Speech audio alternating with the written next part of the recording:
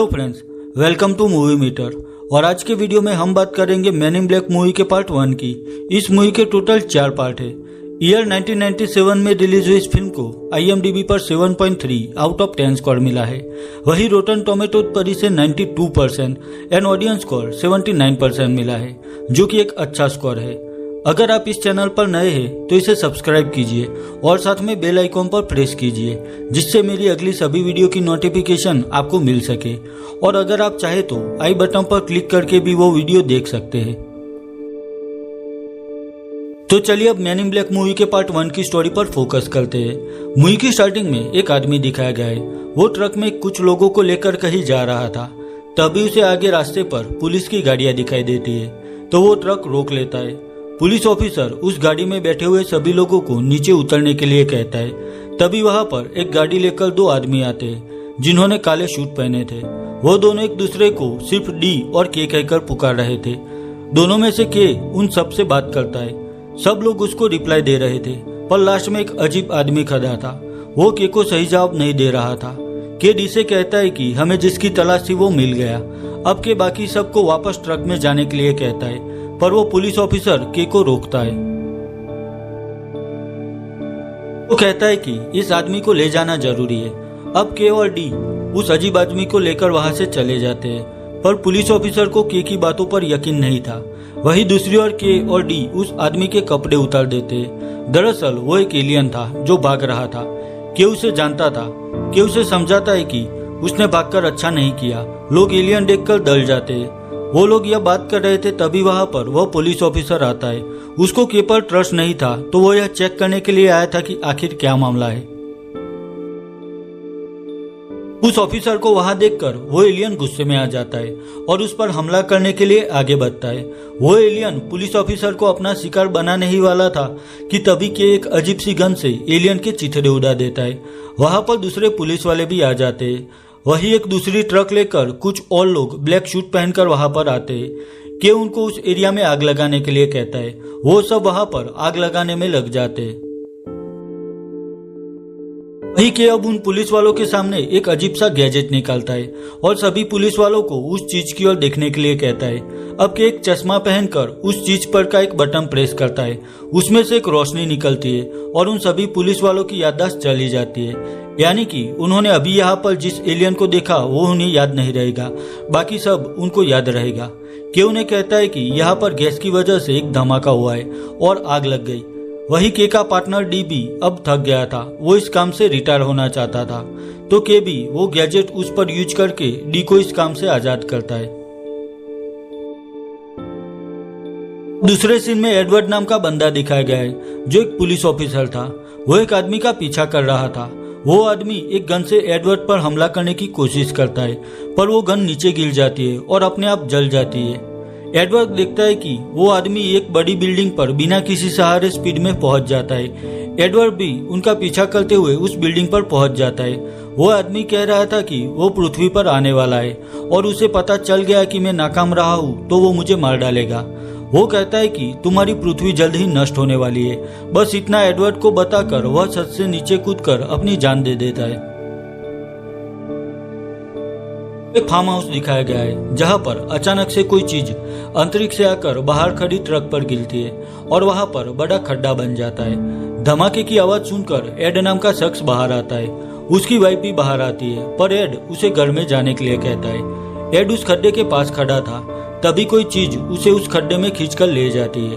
अब हमें दिखाया गया है कि वहां सिर्फ एड की चमड़ी ही बची थी।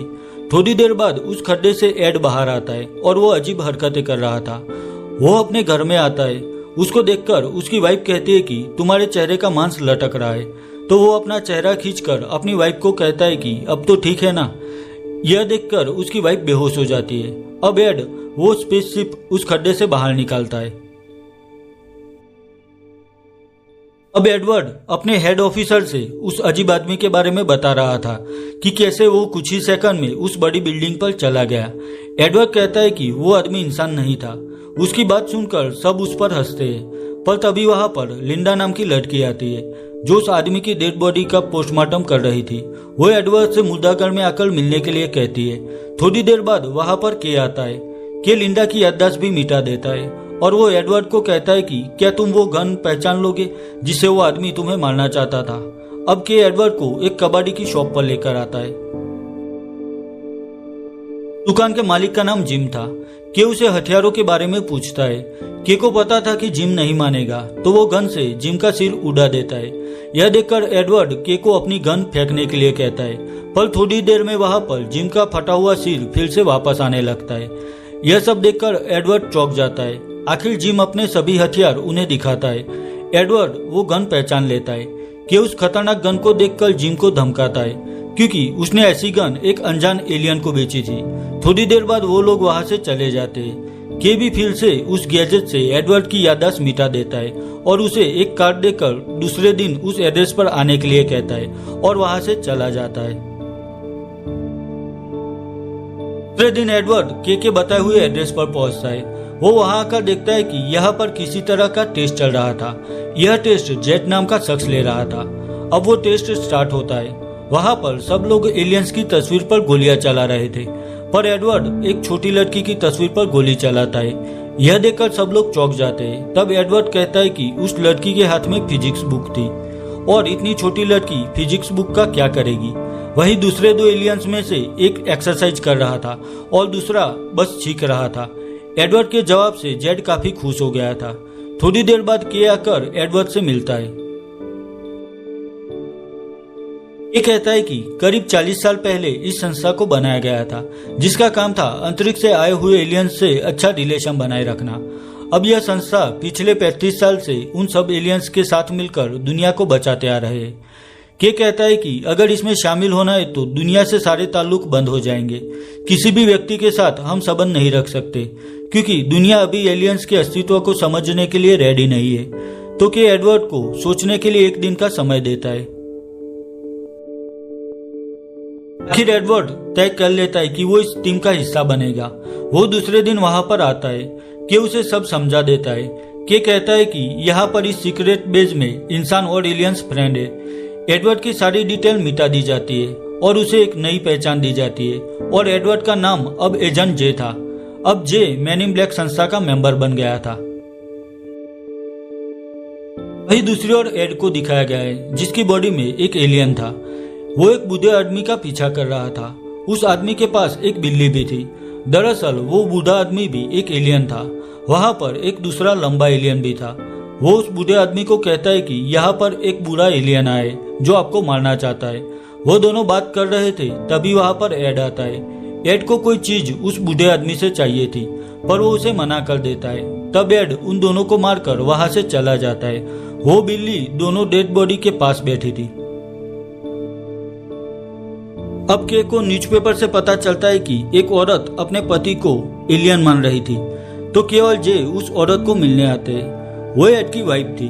वो कैसे कहती है कि किसी एलियन ने उसके पति की बॉडी पर कंट्रोल कर लिया था। के समझ गया था कि जरूर कोई एलियन पृथ्वी पर आया है। वो अब उस गैजेट से उस औरत की मेमोरी इरेज कर देता है।